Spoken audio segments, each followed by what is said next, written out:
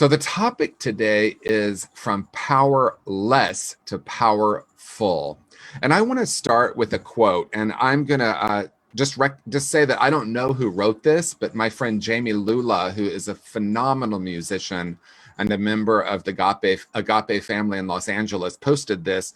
And I've never had a post shared more often than this one. It's about 120 people have already shared this. So I thought, well, it must be something to bring today. And I got permission to use a word that's a little off color slightly for some spiritual centers, but probably not for Brentwood, right? So this is the quote. It's actually more like a paragraph. I am not a snowflake. My feelings aren't fragile. My heart isn't bleeding. I'm a badass believer in human rights. My toughness is in my tenderness. My strength is in the service of others. There is nothing more fierce than formidable, unconditional love. There is not a thing more courageous than compassion. But if my belief in equity, empathy, goodness, and love indeed makes me or people like me snowflakes, then you should know winter is coming. So I really feel so passionate about that paragraph because I noticed some time back there was a conversation that was emerging where people that were coming from their heart or living in their heart were labeled as snowflakes. Now, this might sound political, and it's not political at all to me. It's actually very deeply spiritual because we have lived in an era in human consciousness for a long time. And we're talking not hundreds of years, but quite possibly thousands of years, where the masculine principle has been dominant. You could call it the mental or the physical, right? Strength and power have been equated as force. Force has been what we think of when we think of power. Now, David Hawkins wrote a book called Power versus Force. I know, Pat, you're watching. Pat and I both love him and love that book because it's recognizing that what most of us or many of us have been taught about strength actually isn't strength at all. That strength is actually in tapping into our essential power. Now, this is not a conversation about good and bad or right and wrong. In other words, I'm not here to say that force or anger or rage or making things happen is inherently wrong. What I am asking, though, is how is it working? Because if we look at our country and our world that has been dominated by domination, we can see that it's creating more division, and we can see that it's creating more separation. So the fundamental question for me is, what do I want? How do I envision the world? And how does my own individual power and force create a change in the world? Because every single moment, each one of us is changing the world in one direction or the other. What would happen if we would take out all judgment of ourselves and ask the question, who have I come here to be? What is my vision for the world? So we're in 2020, which has been one of the most fascinating years in human history.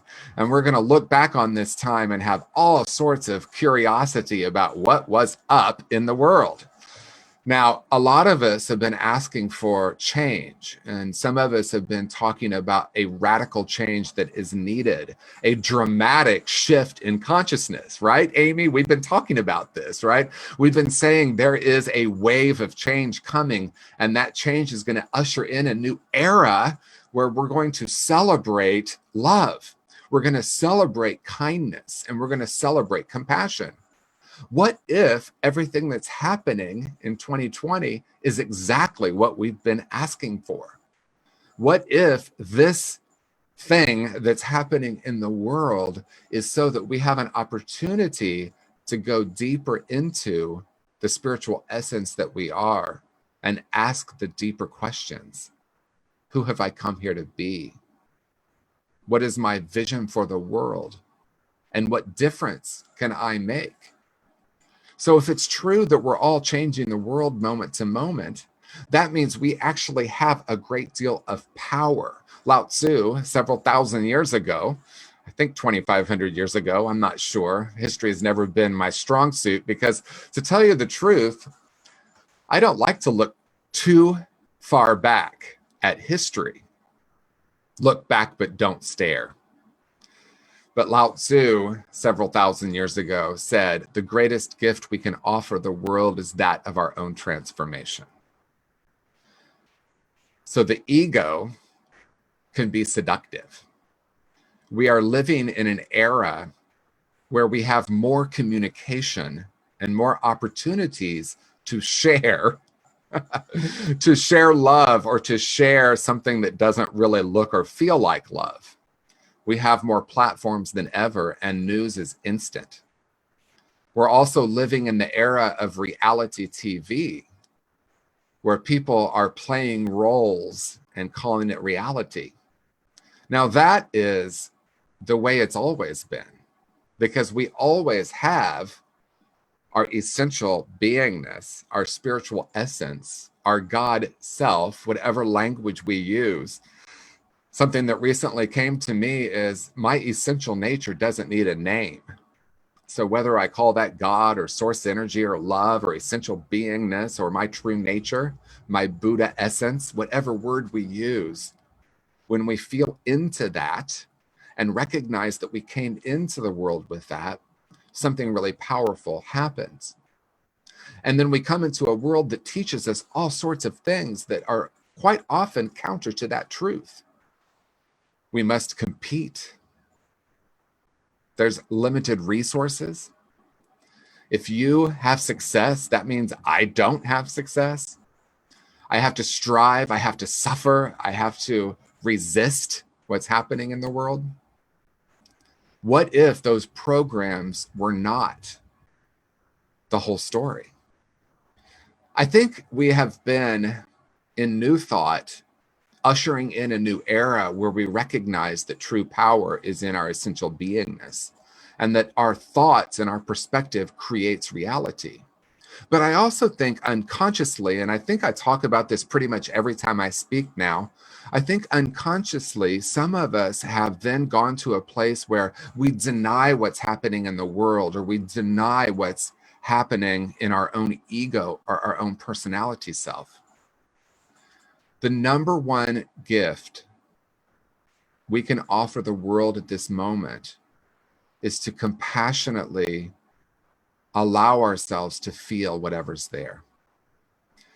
That's how we change the emotional climate of the world, because what's happening right now, in my estimation, maybe even my opinion, is that the ego is seductive. And it is, in some ways, much more comfortable to react and to resist and to fight against what we see as the oppressor or the opposite or the them. And what gets created when we live in a paradigm of us and them? I think there's something that's fairly innate in the human experience where we try to find our tribe. If you look back throughout human history, that was survival at some point, right? We needed to have our tribe to survive. But what happened is, because we had that at least partially innate desire to find what we consider to be our people, we unconsciously created the other. And then that got passed down from generation to generation to generation. And the way, fortunately or unfortunately, depending on how you look at it, it has created separation and divisiveness. Now, the reason I said fortunately or unfortunately is, again, it's very seductive to think that I have the right position, even my spiritual perspective. I believe oneness is what heals. I believe that looking for the spiritual essence in every human being is what heals.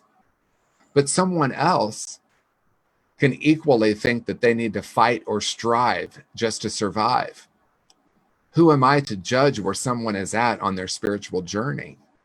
Because here's the key, and this is what I really want to lean into, because those of you who are watching today are on a spiritual path, right? I don't think anyone that would call us snowflakes is watching right now. Just a guess. So I'm going to actually speak to those of us who do have a deep desire to bring more love into the world, because I know that's why we've gathered today. We're all on this spiritual journey. And many of us are asking the question, what the heck can I do right now in a world that seems to have gone crazy? I know in my own journey, when I was waking up to a greater reality, I had all kinds of insane behavior. I'm just going to name it, because there was a part of me that still wanted to cling to the old. There was a part of me that still wanted to cling to blame and finger pointing. But what I recognized is the more I connected with and recognized my oneness with the source energy that I am, the more that I knew that that was true, the more the things that were counter to that no longer served me and no longer worked. And it was like a last gasp.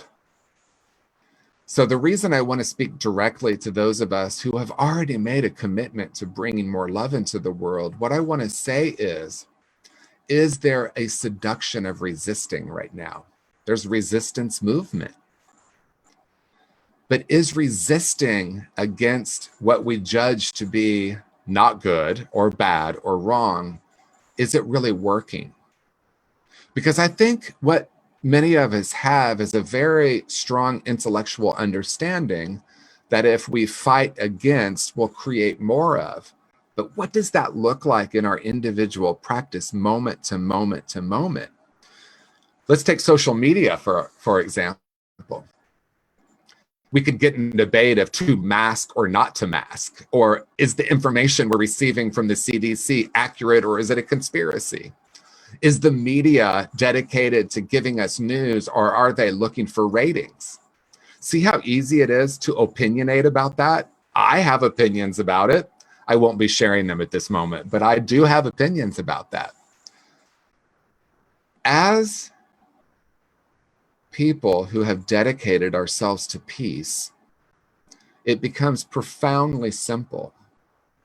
When I resist and push against, and notice I didn't say if I push and resist, because there's a part of me that still wants to do that at all times.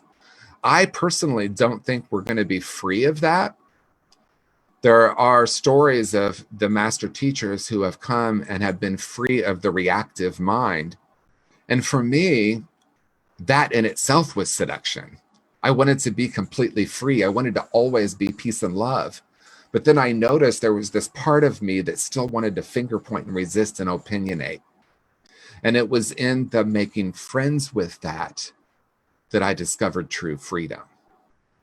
It was in acknowledging that the mind is always sorting, separating, and yes, even judging. In other words, I don't need my ego to die. I can simply recognize it for what it is. It's an opinionating machine. And when I recognize that I can make friends with that and live beyond it, I no longer need to fight. I no longer need to push against. I no longer need to get the last word in. I no longer need to educate you on what is right. Do you hear it? So what if it's not about getting rid of that? Because I think that's the seduction in spiritual circles. And I notice I'm using that word a lot. What is seduction? What does it mean to be seduced into something? In spiritual circles, we have often denied the humanity of ourselves.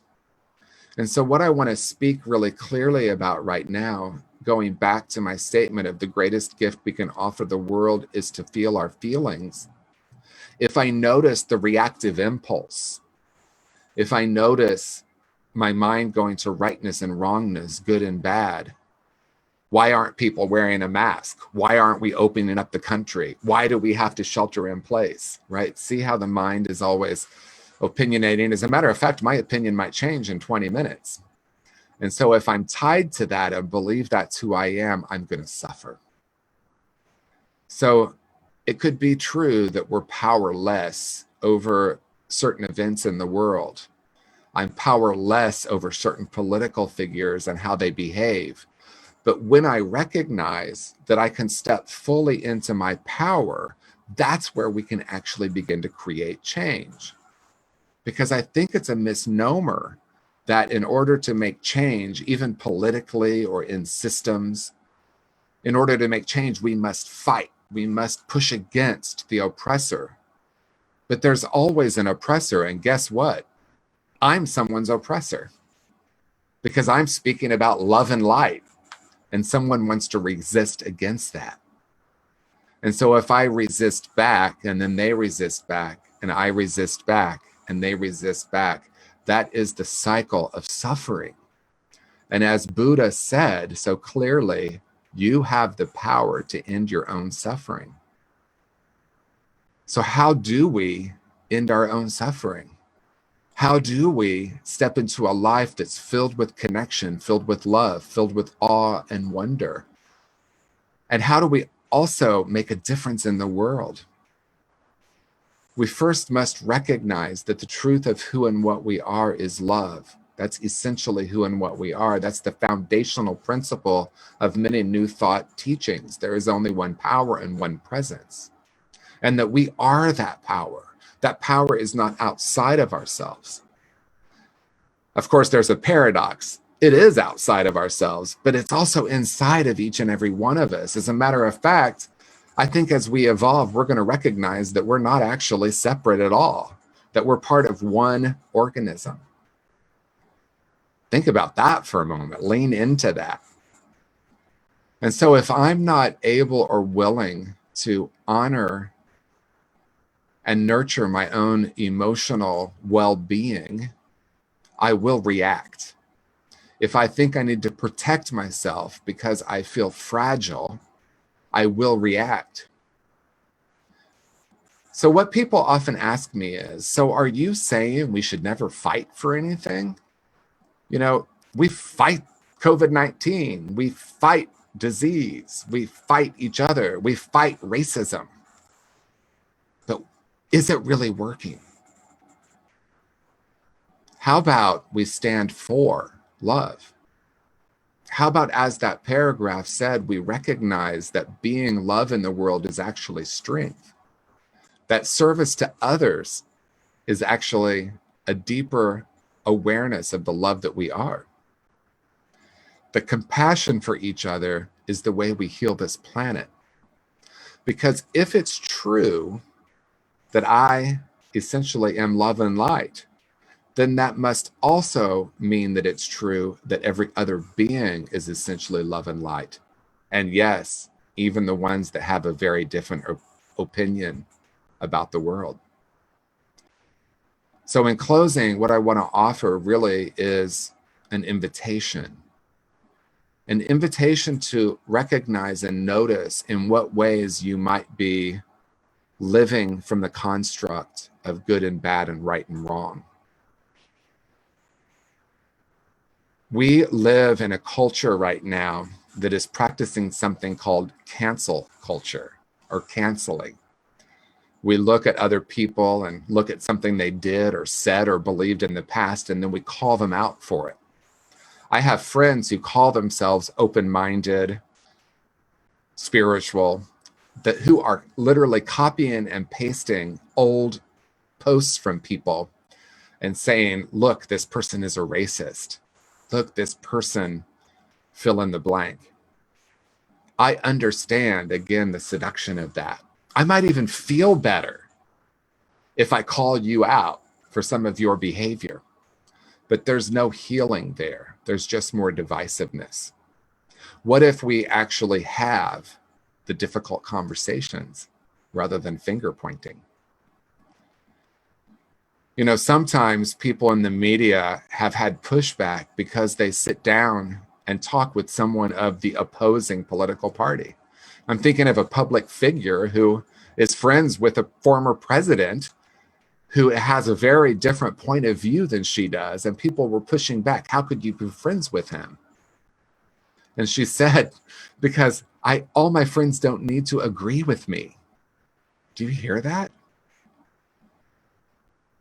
So why am I talking about that in terms of powerful? My friend Michael Beckwith talked about the role of rage and anger, that we don't need to deny our rage and anger. But if we vent our rage and anger, we haven't used its power. The power is, whoa, I'm noticing this emotion. I'm noticing this desire to make a difference in the world. And maybe I'm even noticing a desire to fight. But if I throw a chair through a window, I might feel better. But does that really make a difference in the world? And so what I really want to leave you with, and of course, we're going to do questions and answers because I love that. It's really a conversation more than question and answer. What I want to leave you with is, what if every single thought you have, every single feeling you're experiencing is not only okay, but it's part of your spiritual evolution. It's part of the waking up process. And what if, rather than resisting the emotions or even resisting the thoughts, we could embrace them and begin to question them and to allow ourselves to feel the emotion and allow it to move through us so that we can return to our true power. Force does not create change. Force creates division. We are, each of us, ushering in a new era where we are moving away from force and into power. And this is the moment. A lot of people are looking for a silver lining in everything happening in the world. What if you are the silver lining? What if each of us right now is being called to love more fiercely, have more compassion for our fellow humans and humanity in general? What if I could have a conversation with someone that disagrees with me and listen? So thank you so much. I feel the love, even though we're Zooming right now or Facebook Living. Is that a word, Amy? Facebook Living? I just want to say thank you. Thank you for your incredible community and for your dedication to really explore how we can be difference makers in the world, how we can stand for love, stand for peace, and know that that is power. So let's move into questions and answers. Actually, I want to invite us to take a little bit of a moment and do a short prayer before we do that. So taking a deep breath. How grateful I am to know that there is one power and one presence. God essence, Buddha nature, essential beingness. I know that this power is my life and it's the life of each and every being on this planet and in this cosmos. And because we know this to be true, and because we have come here today to gather with intentionality, we have made a difference on planet Earth. Because each of us has recognized more deeply that who we have come here to be is love, is light, is joy. That's how the world changes, and that's how it just changed. A shift, moment by moment, into honoring our humanity and recognizing that we do have a role to play. So with great gratitude, I release this now, knowing in the realm of spirit it is already done. We simply release it and let it go. And so it is. So it is. Thank you. Yes. Thank you. Claim it. Thank you. Clear it. Thank you, TJ. So many wonderful, phenomenal little nuggets in there. I'm always jotting down some notes and my neck nodding in agreement. So it's so easy and flowing when you're in agreement, but you're yes. just so relevant and so necessary right now, because there is this energy of division. And I love so much of what you said. The greatest gift we can give to the world is to feel our feelings. And in feeling our feelings, that's the transformation. Yeah. And leaning in to that feeling is part of the waking up process. Yeah. Yeah. And it's I think right now we're being called to learn how to be with our discomfort, right? Like like as a white person, I'm being called to look at my own unconscious biases. And sometimes, if not always, that's uncomfortable, right? And I've had some really uncomfortable conversations because I feel like that's what's needed right now. Yeah. Yeah. And, you know, in so many ways, we're in a very uncomfortable time. You know, everything that's going on is uncomfortable. So Yes. we're just in that, what is that, like the thought of the little chick kind of pushing out of the uncomfortable shell, right? Like, I'm uncomfortable. It's time to get out of here and move into something else. So yes, and ego is seductive. I love the way you said that. And what did you say? An opinionating machine. Very cute. I wrote these things down so you can remember. But yeah, okay, so let's check the feed here. Let's check in with comments and questions, because both TJ and I love this part so much. So Catherine says, TJ, how did you get in my head? I've been asking the same questions. That is the thing about TJ that I love and resonate so much with are the empowering questions, the questions that propel us forward, the ones that take us and move us into that transformation, into that getting down into the roots. Yeah, okay. Because I used to think that even in spirituality, I used to think there were answers and the answers were important, but I found that the questions are more important just because of exactly what you said, right? The comfort zone is great, except for we don't change when we're in our comfort zone. And so do we want to make a difference in our lives and in the world? And if so, there's that, I think Maria Neiman says trouble at the border. Like from this level of consciousness to this level, we have to go through that Earth's atmosphere and burn some stuff off. And that, you know, if you think about that, can be uncomfortable.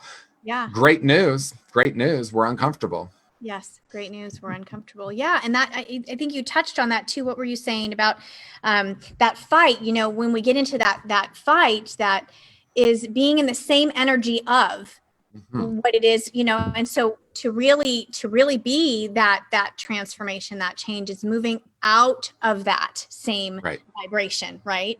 Yeah. So, okay, let's check in here. Yay, comments. Dawn says, I wrote this morning, we achieve greater serenity in our relationships with others when we realize how little we actually know for sure, and therefore hang on to our opinions with a loose grip. Yes, love that. Right. So like right now, if you think you actually know what's going on with COVID-19, I mean, I said to my husband, Will, I'm like, honey, we have no idea what's really going on. We don't really know what's going on. And so that's why conspiracy theories are seductive too. It's like, oh, it's probably that. Oh, it's probably that. It's like a dog chasing a bone, trying to figure it out. So Donna, I love that. When I really realize how little I know for sure. Do you hear the for sure? Right. Yes. That's Byron Katie. Yeah. Yes. Is it true? Do you absolutely know that that's true? I'm sorry. I'm doing my finger. Comes out once in a while, right? Yes. Cute. Very cute. Yeah. Love that. Yeah. So hang on to our opinions with a loose grip. Yeah. Good advice. Okay. So Maria says, thank you, TJ. Yes. Stand for, not fight against. This is key. Patricia's saying, yes, read his books. Definitely. TJ has wonderful books. Catherine says, I welcome these conversations. Thank you, TJ. Thank you, TJ. That was great. I'll try to show love more deliberately to people who I disagree with. Yeah, that's a practice, right? Tricia says, thank you. Great information, especially right now. Thank you for being here. Kathy says, thank you, TJ. Just what I needed to hear today. Tricia asks, how do we create change without force? How do we take a stand? Great question. Yeah. So I love that question. And because sometimes people, like a friend of mine said, as an LGBT person, he said, well, you know, ACT UP was in people's face and they were doing protests and they were, you know, blocking bridges and they were in St. Patrick's Cathedral, you know, pretending to be dead on the floor. And he said, that's the only thing that gave you the rights you have today. Is that true? Do we know that's true?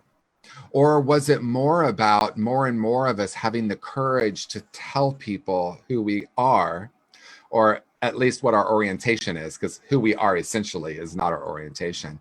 But to be able to share that and to have the courage, one person at a time, families learning how to love someone that they might have had a judgment of, or they might have been taught was wrong. So it's not that there's anything fundamentally right or wrong with force. That's the main piece.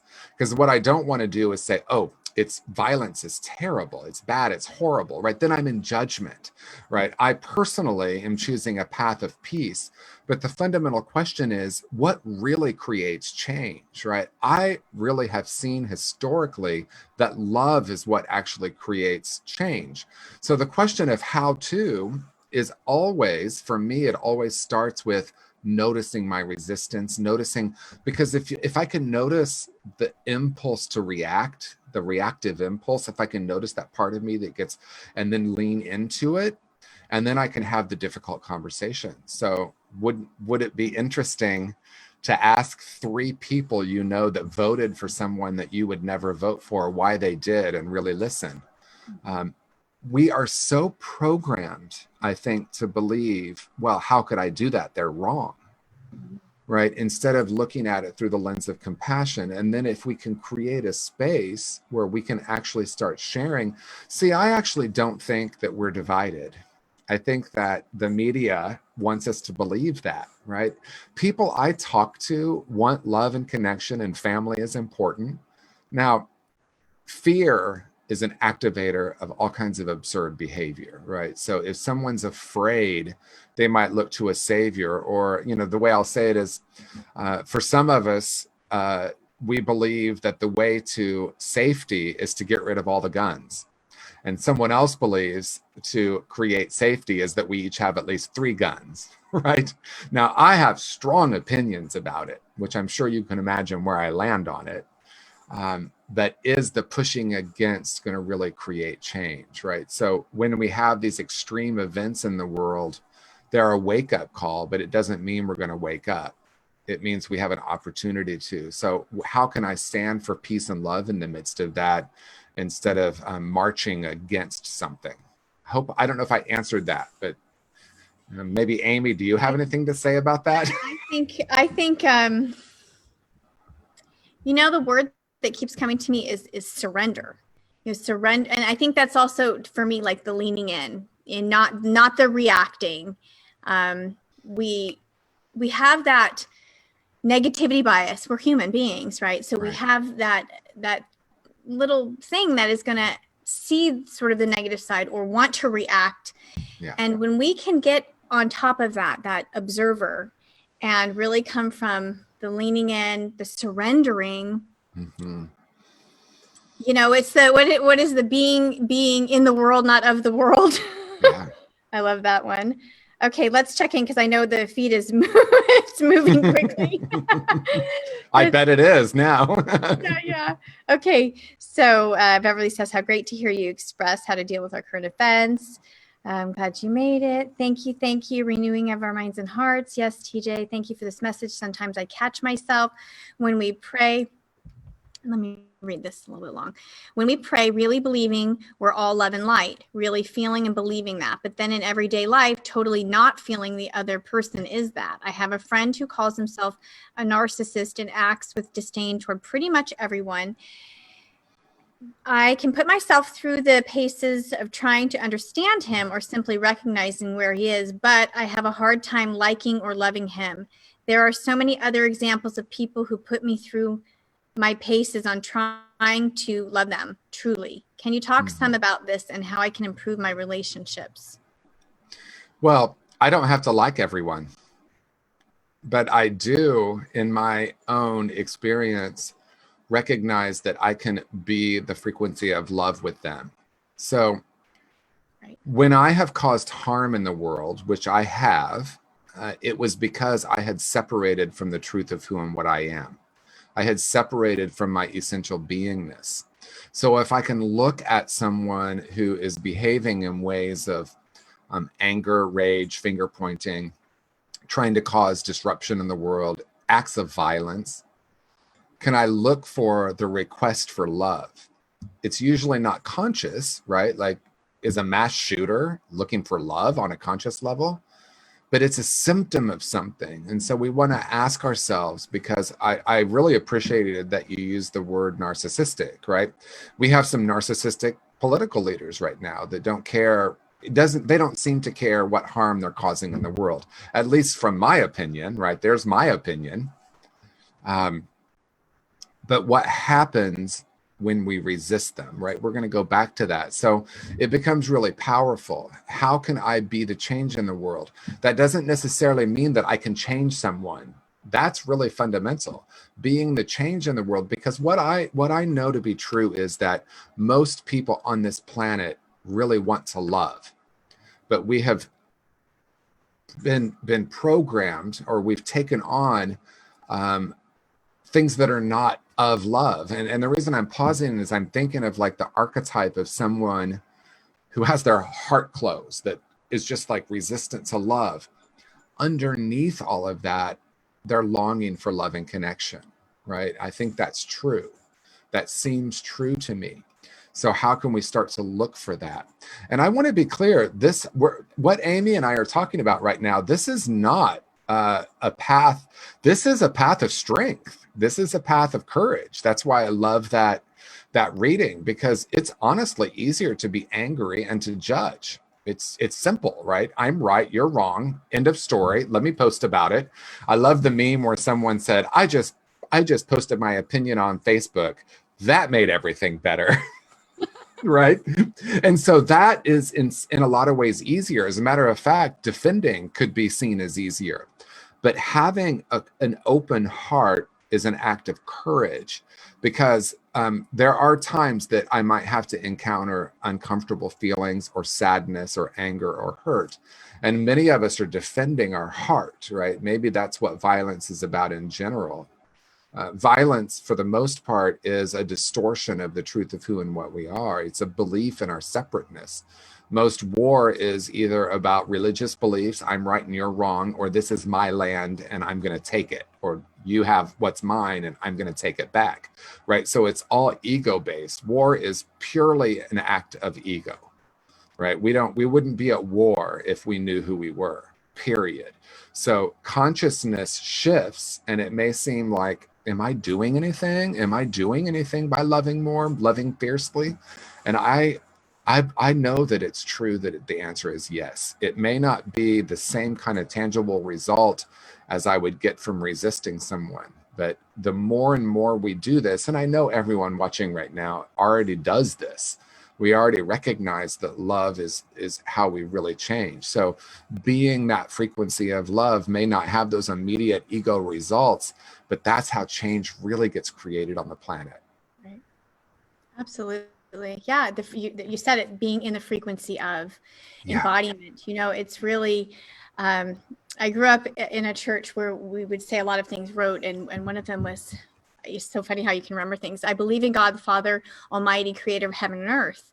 And it's one thing to say, I believe in something. I believe in God. It's quite another thing to be in the embodiment of that and know that that is the essence of who you are. And in so knowing, that is who you are, how you show up. And it's a practice, right? Isn't it a practice that as a spiritual being, we're always in this practice of being the embodiment of God. And, and so that's where I live a lot. Okay, there's feed is going, so let's check in here. Otherwise, I'm going to get way behind. Oh goodness, let me scroll back up where I left off. Okay, thank you for your questions, everybody. This is great.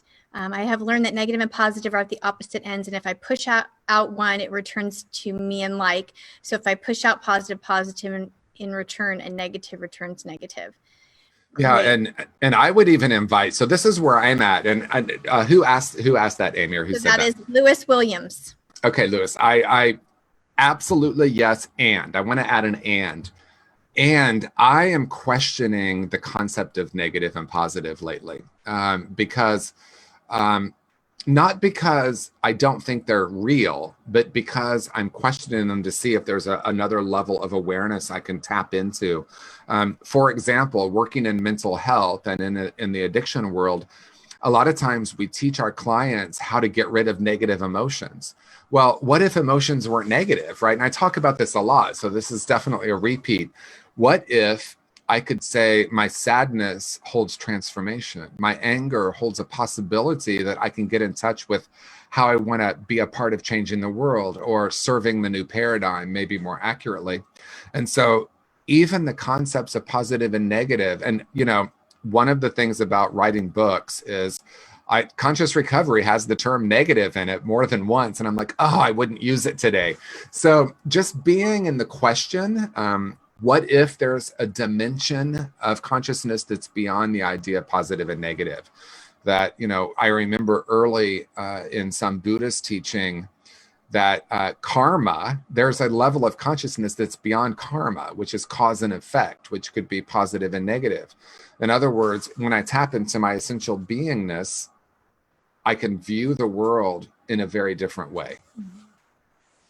Yeah, for sure. I love that. So many so many thoughts are coming around in my mind. This could be 3 hours. I made a joke before we went on air that we might be doing questions till 3 o'clock. So we'll see. We could easily. Well, TJ and I have a track record of probably the longest lunches on That's the true. planet. So we could chat on and on. So Ron says true power is our capacity and willingness to feel our vulnerability and emotions without judgment, to live in surrenderance. Yes.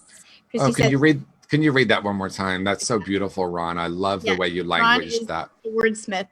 So true power is our capacity and willingness to feel our vulnerability and emotions without judgment. Yeah. Do you hear that? That's so layered and so gorgeous. It's our ability and our willingness, right? To be in the vulnerability. It's so beautiful. And that's uncomfortable. That's uncomfortable space, right? We're back to. Well, here's what's interesting, though. It is uncomfortable in the beginning, but then it becomes super comfortable, right? Because it's my resisting. Like, let's look at vulnerability and emotion, right? It's my resistance of those emotions that keep them alive. So, I thought if I felt all of this, like when I was healing some of my trauma from my childhood, I thought, I can't feel this. It's overwhelming. It's overwhelming. And my nervous system was doing everything it could to not feel. And then as I got into practice of, allowing myself to feel, which for me included being in a fetal position on the floor at some points, wow, there's freedom there. It's actually easier to feel and to be vulnerable than it is to defend and resist. But it is uncomfortable in the beginning, that's for sure. And that's the freedom. That's really the liberation. Because once you get to that side and you realize how much work it takes to hold all that defense, yes, protecting and all of that. So thank you, Ron. Beautiful. So sometimes I have to decipher some of the typos. Be true to ourselves by being peace and kindness by ourselves, or when we have big opinions about being forced to go back to work or disagree with our friends about being safe during this pandemic, do we stand up or be quiet? So I think she's asking, having difference of opinions about, things that are unfolding or rules and things. So I'll tell you, I'll say it this way. I don't know what is right for you, but what I do know for me is if I put that opinion out there really strongly, I just know it's going to be met with resistance. Now, so I think the question really, maybe the deeper question is, so does that mean we just don't, ever tell people what we think is the best thing right now? And again, I don't have the answer for that. What I know to be true for me is that the resistance creates more resistance, and that I can stand for something and not against. And it's tricky when you're looking at something like COVID-19 because we might believe, but this is really important because our lives are at stake. And so I would say be open to the question, going back to what was said earlier about, do I absolutely know what I know is true for certain, right? So there might be a little bit of resistance because when I started inquiring for myself, Do I absolutely know what I believe about COVID-19 is the ultimate truth or the truth? Do I know that for sure? There was a part of me was like, yes. Oh, wait. I don't actually know for sure, right? And so being in that, I think is more, there's more openness, right?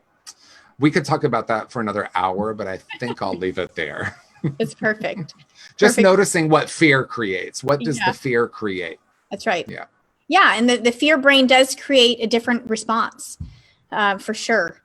So Nancy asked, when you say lean into it, what do you mean? I think I don't know. I think we both said it. What I mean when I say lean into it is feel it. Feel, like TJ said, the quote, feel the feelings, invite it in, embrace it, dance with it, say, what is this all about? Where does this come from? What does this mean about me? And just lean in as in invite. Do you have something?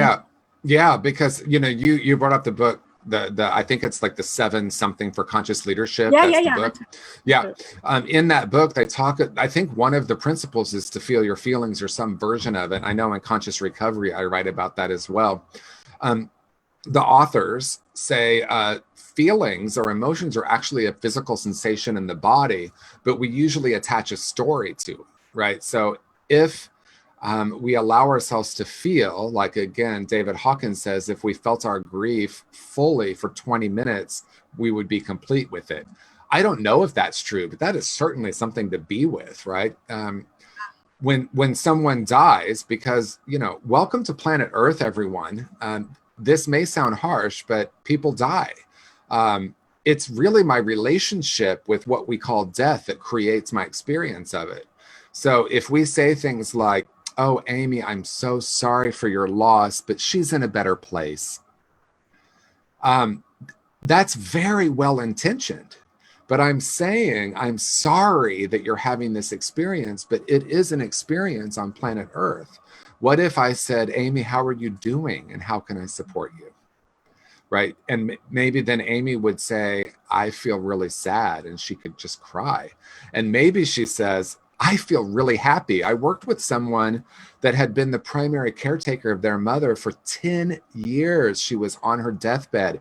And when she died, my friend was dancing and jumping for joy because her mother was free from this, and so was she. And she's like, I'm afraid to tell people I'm happy, right? Because we have this culture that says you should be really sad when someone dies. Now, I usually feel sad, a great deal of sadness, when someone makes their transition. I had a friend make his transition this last week. He was 80 years old. He was a beautiful man who made a powerful difference on the planet. And I allowed myself to have the sadness and then also feel the joy of the difference he made in my life. And I think, as the reading said, part of him lives in me. Right. And that's the greatest gift I can offer, is something I do on planet Earth will stay alive in someone after I'm gone. Now, we could get into all our theories about what happens at death, but what I'm pointing to is, what if we just allowed each other to feel instead of had these different ways that we unconsciously get someone to not feel? Because if I say to Amy, I'm so sorry, but she's in a better place. Let's not feel right now. Let's not acknowledge how you're feeling. Let's just say, oh, everything's okay. What if it's not okay? And what if it's okay to not be okay? Right.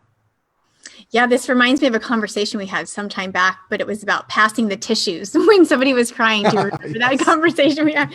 It's sort of like interrupts the emotion and the feeling of that moment. Not that, the gesture, of course, is loving and kind. Exactly.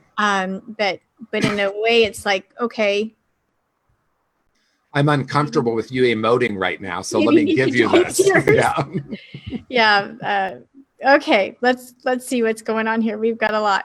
As you said, this is Lewis again. As you said, we all go through this process of blame and finger pointing to self-blame, to taking ownership of problem. As we grow, we will eventually get to ownership as a true leader.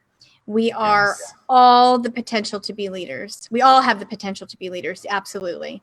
Yes. And we're all leaders. We're all leading. Yeah, I love that. Thank you. And I really appreciate that you talked about the self-criticism, because I think sometimes when people talk about accountability, they want to shift the finger pointing from them to ourselves.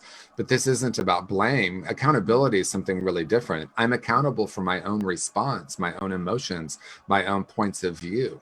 Yes, absolutely. Yeah, always Back to within. Thank you, Lewis. He's offering us gratitude. We appreciate you being here. Karen says, what is the name of the book you said at the beginning? Was that Power versus Force, David Hawkins, I think? Yeah, I think so. And David Hawkins has other great ones. Amazing. Oh, yeah. I think it's Yeah. David Hawkins who was mentioned at the beginning, Karen. Yeah. Gail says, TJ, this was such a wonderful message.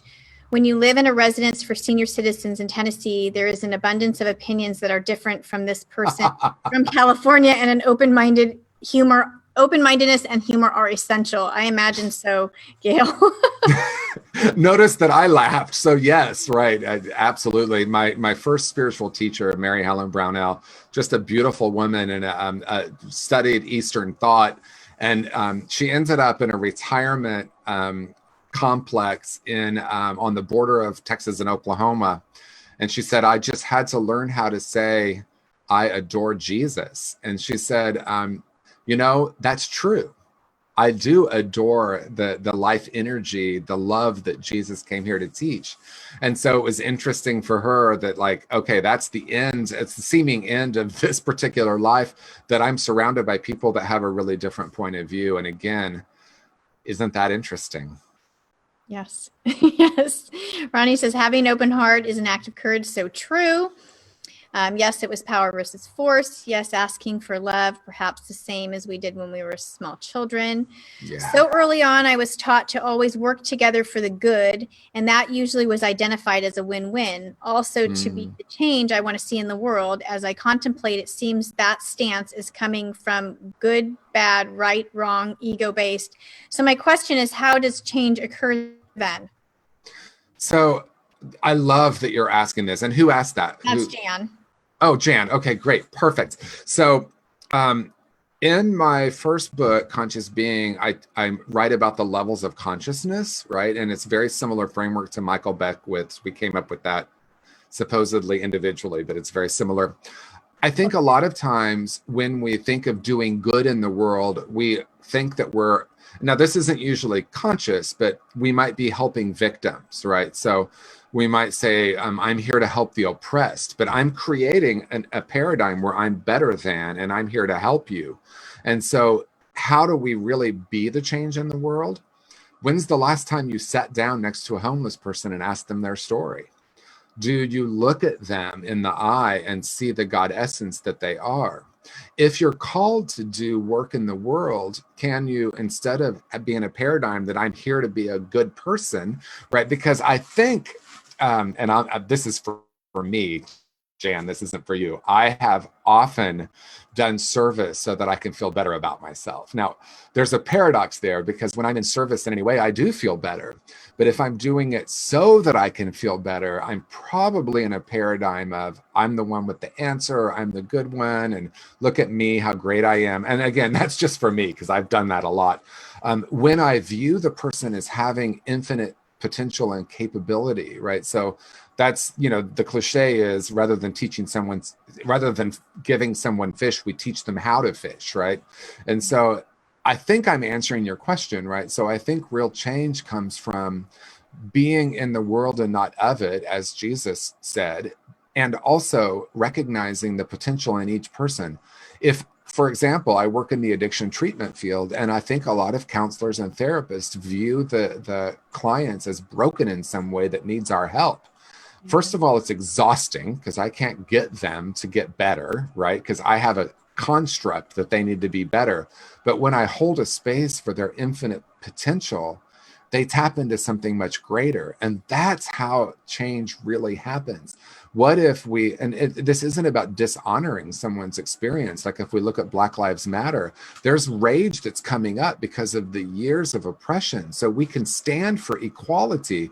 But if I'm looking at a group of people as a victim that I need to somehow help, that's perpetuating the old paradigm. If I say, wow, this is coming up, what is being called within me that needs to change, rather than what needs to change in the system. The system starts to change, and yes, it's important to be an advocate, at least in my experience, for laws and policies and the systemic issues. But if I'm coming at it from this is broken and I need to fix it, I think we just create more division. Yeah, absolutely. When you were talking about this, it reminded me of the O Ho'oponopono and not seeing that there's a problem, not seeing the, you know, the prisoner and the psychological issues, right? So that's a whole nother story. And we have a lot more comments, and I'm going to keep going. I know we're 11:20 something, so I'm going to just keep going. And so we might be a little bit late on our interactive call, but I think that's fine because I think these are really wonderful conversations. So I'm glad you're all here sticking with us. Where did I leave off here? Let's scroll. Ron says, so true power and change is living and surrendering to non-resistance and noticing when I react resistant and judge my experience and be willing to feel what comes up by being vulnerable. I am in authentic power. Yes. Jean asked, but TJ, wouldn't you agree that the Stonewall riots in 1969 started a major shift for the gay and lesbian communities? Certainly only a start, and there is a way to go. But my late 90s aunt had to live her life in the 30s and 40s in secrecy and fear. Sometimes love and non-judgment are not enough. Okay, so there's a lot of layers there. Yes, I do think that it made a difference. Absolutely. Just like I think that what's happening right now with all the demonstrations around Black Lives Matter, it is important to honor and recognize, you know, what happened with Stonewall is that there was rage there and they're like, no more. I do think it has a place, but the question is, what creates, I think for me, what creates more lasting change, right? What creates, see, we end up, I think, in a paradigm of like, either the riots are good or bad, right? Or the anger is good or bad. It all has a place. The last thing I want to do is say there's something wrong with the way someone's doing it. Yes, it can create change and it can create awareness, but I just think it's not the whole story, right? I think the deeper change, and I'm careful the way I say it because I don't want to go into the wrongness of anything.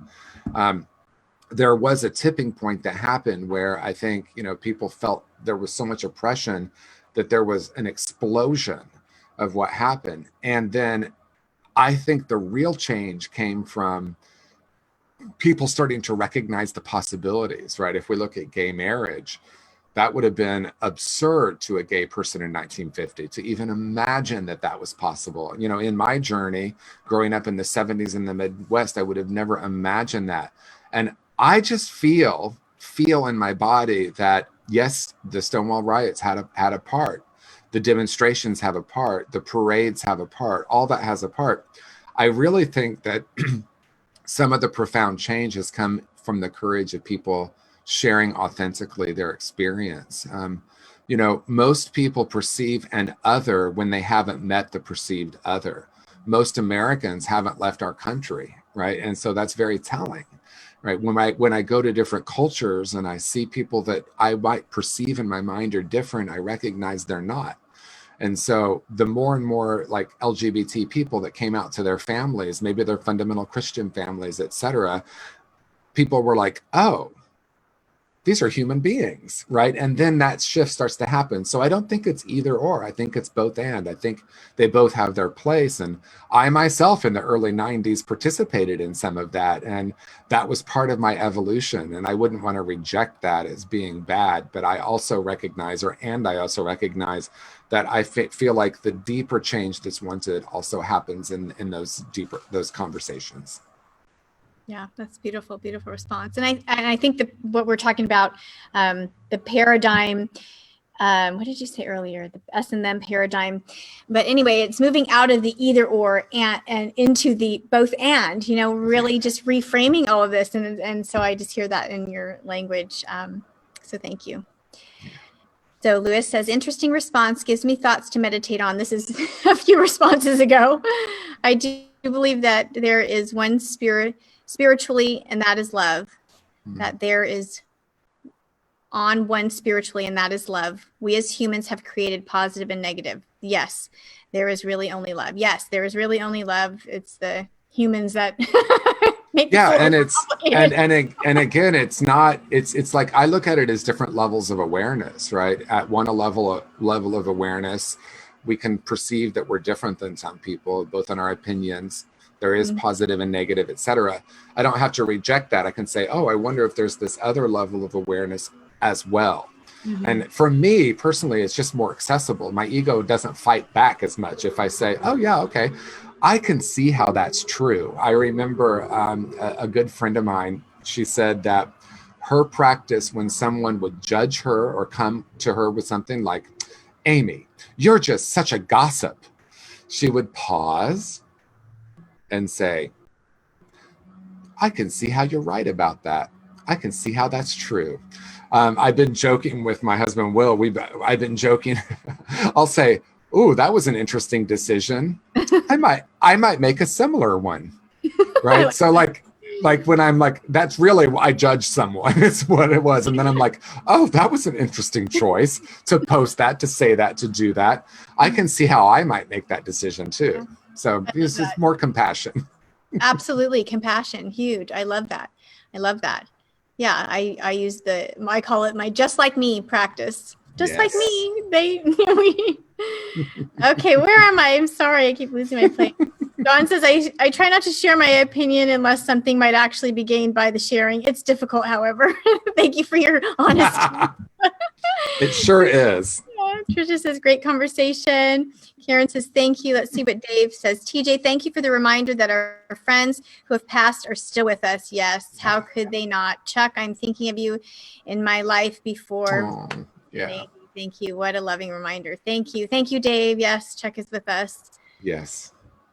Pat says, yes, it's power versus force. Yes. David Hawkins. Don says, I recently wrote, loving everybody with the love that every golden retriever shows toward each of us would resolve a lot of our relationship problems. Indeed. It actually might resolve all of them. Yes, right?